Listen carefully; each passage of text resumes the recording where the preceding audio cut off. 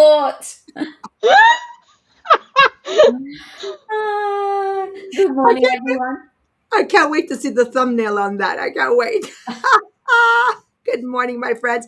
Welcome to the most transformational podcast that has ever been designed. I swear, Melanie, I was going through this again this morning. I created myself a reel.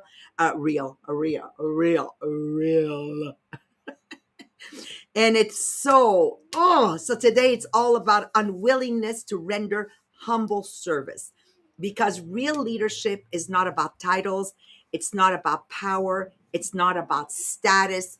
Real leadership is about service. Now, I've been very, very, very privileged to be raised by extremely humble parents. My uncle Gino, which by the way I have to go see him. I keep procrastinating. Maybe if I'll say it publicly when I end up doing it, okay. um, no matter how successful he became even more humble at the service of the community. It's about being willing to do the things nobody applauds you for, being willing to do the things and nobody's ever going to post about, being willing to do the things that simply need to get done. Even if nobody is watching. That's what it is. So I'm going to bring you to a little examples. I think they're going to hit home. In my reel, when I did the reel, I did it from the heart. I said, no, no, no. And then I hear myself saying, they're assholes. I go, oh no, I got to remove that. And then I said, why would I remove it? Entitled people are assholes. Why would I remove it? Okay. So I didn't. So I just hope it's okay. And then Melanie Miller, I'm excited for your part. I was saying to Jean-Philippe, what's the psychology and neuroscience behind it? Because, when you ask yourself, why do I keep losing people? Why can't I build leaders? Why can't I, the answer is in front of the mirror. It's about your ability to be of service. And of course, Marie-Pierre, tan, tan, tan, tan, tan, tan. So don't go answering the question right just because you know the right answer.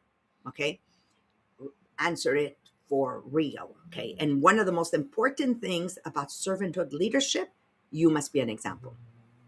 First and foremost, you must be an example. Okay. So I'm in a Tupperware business.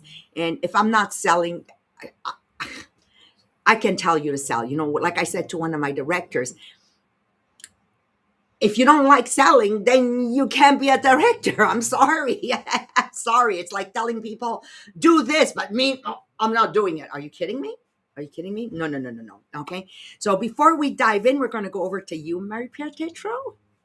Yes, because it's time to share everywhere. So you want to take the text in the comment and copy paste when you share, so people understand why you decide to share this podcast and why they should click on the podcast to listen this morning. But of course, when you have someone in mind that really needs to hear this podcast, the best way to make sure they will click on the link is to send it by messenger, to send it by text message. So when you click on the arrow just beside where you write your comment to share, you will see you have all those options to share everywhere.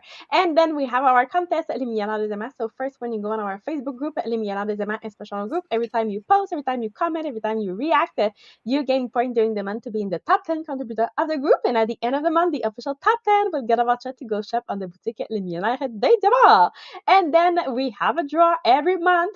So there's two ways that you can be in the draw. First with the boutique, and the second with the book to Millionnaires des Amas. So that means when you go on the boutique and you place your order, you take a picture, you receive your order, you take a picture, and you post on social media, and you tag Les Millionnaires des Amas to be in the draw. And same thing with the book. So you just receive another book, you take a picture, you're reading one of the book, you take a picture, you're using one of the quiz book, you take a picture, you're using your agenda, you take a picture, and you post on social media, and you tag Les Millionnaires des Amas to be in the draw to be at the end of the month. And last thing, if you don't already have your ticket for the next conference, it's time to click on the link and get your ticket. It's a virtual conference. That means that no matter where you are in the world, you can join us for the next conference. And if you missed those at the beginning of the year, you can watch it in replay. So on the same link, you can register to get the replay also. So get your ticket and you can watch the replay too on the same link. I love I love it. I love it. So, okay, guys, let's dive in right away. I'm on a mission today to get some very inexpensive Tupperware. Did you get it, Marie-Pierre? gonna send my husband. So let's dive in. Let's dive in. Unwillingness to render service. Okay, this one hits deeply for me because I live in a world. Being in business 40 years, I've seen how humanity has become more and more entitled, and it's actually costing them their peace. Like, honestly, that's what it's costing them. They just don't know it. So I was raised to believe leadership was about being of service. My father used to say something to me over and over and over again all the time. The servant of man is his king. Le serviteur de l'homme, c'est le roi de l'homme. You know, that's in French, but I'll repeat again in French in the French podcast. My father taught me something very early. There is no job beneath you, Maria. None. And if something needs to be done, you do it. And if you're not willing to do it, like my director who says, I don't want to sell, I want to build people. Well, how are you going to build people if you're not selling? Hello? It doesn't work, right? Not because you're forced to, but because your willingness to serve reveals your character. So when people say, I don't want to be rich, whatever, because I'm afraid it's going to change me. No, no, no, no, no, no, no, no. Being successful reveals more of who you really are. So if you're an asshole, you'll be a bigger asshole. And if you're a good person, you'll be even a better person because now you have the means to really make the difference. So it's very important you understand this. So I want to bring you back to the time where in my company, we used to have teams A, B, C, and D. And directors, because there was no cost attached to running the business here at the office, they had to contribute once every 4 months. And nevertheless, I had directors that would pay somebody to do their contribution.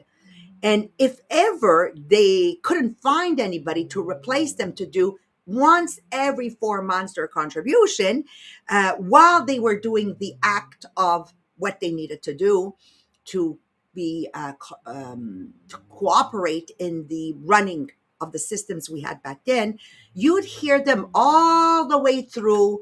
I can't believe I'm doing this. I'm a director. I shouldn't be doing this. And, you know, it used to get me so upset. And then I remember Joel Steen, he says, Marie doesn't say talk to me, but he always says, you know, let God be the vindicator. And it's so, so true because their time to shine and glorify themselves and cash in those huge bonuses came to an end. Like when somebody does not master humble leadership, their time to gloat will come to an end. So it's not my job to correct them, but I know it will come to an end. And now you want to start identifying those people that are entitled people. And it's very simple to identify them. They see you're carrying boxes and they'll never pick a box and cut your time in two so all the boxes are upstairs, okay? Or I'll give you an example of entitled people. Family event, okay? There's dishes to do. We're being hosted, you know, by a family member. And you sit and don't move your ass. Sorry, guys, like I love this subject today. When you know the host not only had to clean the house, not only had to prepare the entire meal, not only had to serve you, you can't get up your butt to say, no, no, no, I'm doing the dishes, or grab a cloth and dry the dishes. This is entitled people. You will recognize them immediately. And this is when you have to understand, don't go there, because these entitled people will always bring you to a place that you will not like yourself because you talked, and they will reply in a way that they'll make you feel guilty. You know what, Melanie? I was thinking there's somehow a narcissistic behavior in people that do not have servanthood leadership. Like, honestly, that's what I think. As I'm doing this, I really believe that. Okay. And as entrepreneurs, one thing is very, very important. You have to be willing to go the extra mile if you want your own team to deliver something. But if you're not willing, like I said one of my directors this week in the monthly review, I said, if you're not willing to be consistent in driving me to achieving the next goal. Why would I make this month amazing for you?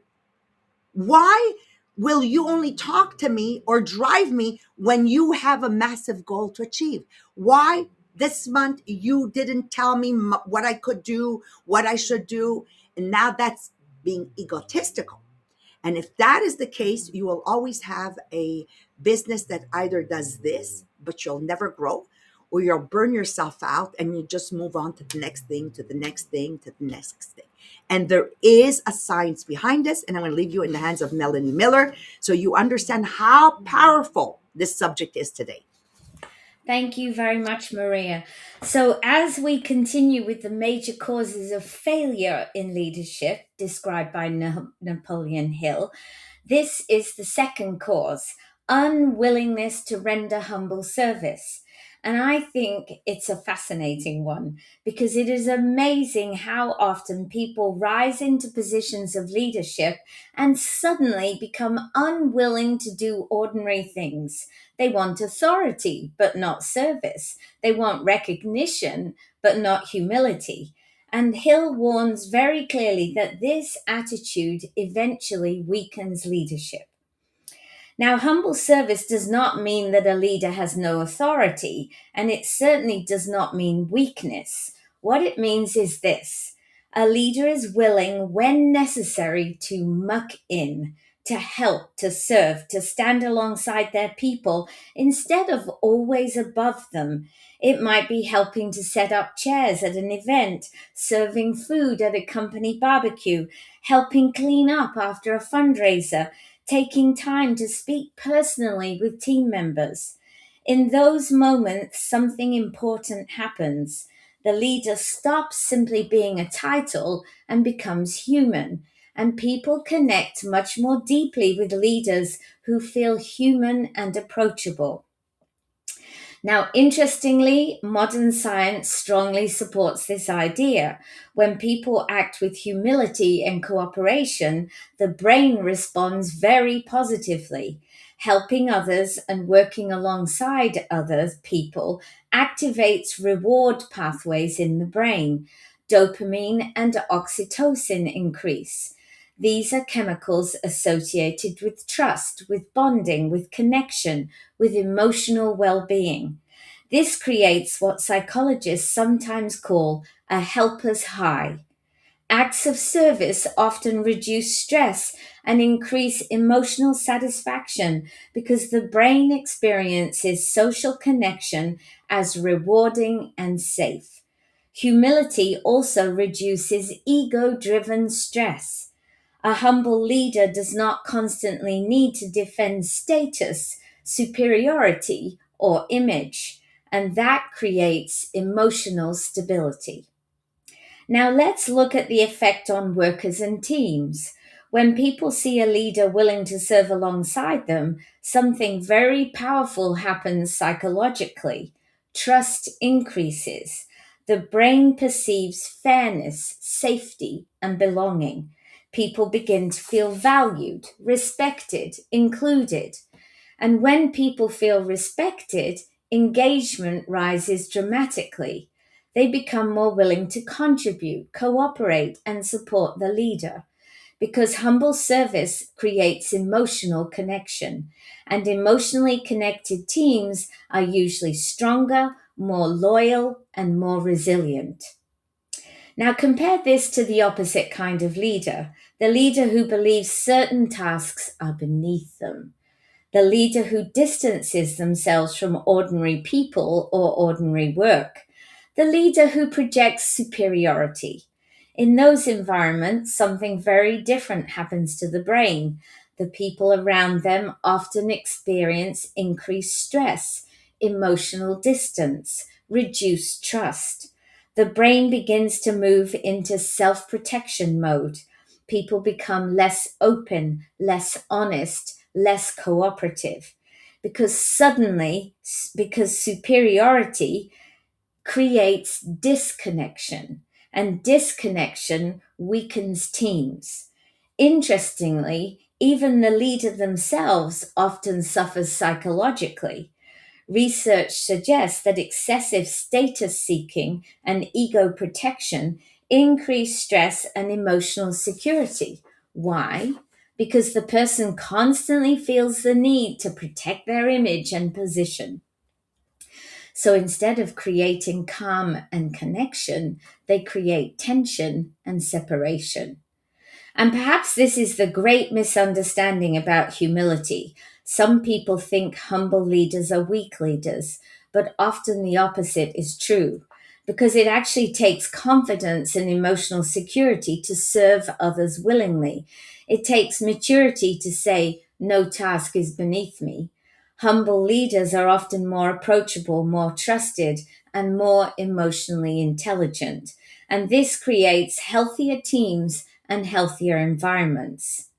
So perhaps Hill understood something very important. Leadership is not about placing yourself above people, it is about being willing to serve people. Because the greatest leaders do not inspire loyalty through status alone, they inspire loyalty through connection, trust, and humanity. And sometimes the most powerful thing a leader can do is simply be willing to stand beside their people and serve with them. So now let's see how willing we are to be humble as Mary Pierre takes us into our quiz for today. Thank you, Melanie. So yes, and we're gonna go into the quiz because the big question that we need to ask ourselves is why do I want to lead in the first place? Because it's not just about service, but it's about realizing your ego. So honestly, many people want the reward of the leadership, though. So the recognition, the importance, admiration, authority, appreciation, but they quietly resist the service part of being a leader, that invisible work, that uncomfortable work and unnoticed work. So the quiz will help you to see if you are really a leader or if you just like to be the important leader. So you're gonna see with the quiz where you really want to serve or if you're just seeking the status. So let's start the quiz. So for each question, you can answer A, B, or C. So let's start with question number one. So a room needs to be clean after an event. What usually happens? A, I will wait to see who will do it. B, I will help if someone asks me. Or C, I will naturally jump in without hesitation.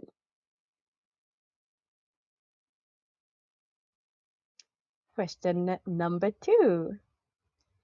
When you help people, which of these sentences feel the most true for you? A, I secretly hope that people will notice or appreciate it. B, appreciation will feel good, but it's not the main reason. Or C, I genuinely help because contribution matters to me. Question number three. If nobody thanked you, would you still contribute the same way? A, honestly, probably less. B, mostly yes. Or C, absolutely yes.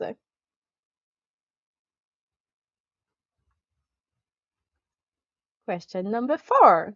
You're leaving the grocery store and you see someone struggling with heavy bags or a parent overwhelmed with children. So what usually happens? A, I notice, but keep moving because I'm busy. B, I help sometime depending on the situation. Or C, I naturally offer help without overthinking it.